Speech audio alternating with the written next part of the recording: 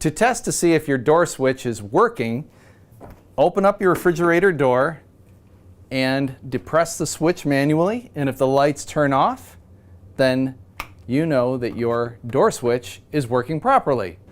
To test your freezer door switch, take some tape, tape the door switch shut.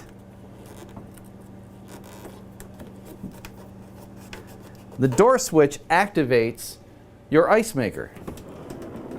So close the door, wait 24 hours, and if you do not have any ice, then you know that your door switch is not working properly. And that's how you test if your door switch isn't working for your ice maker. Always refer to your installation instructions, as it is the primary source of information regarding your appliance.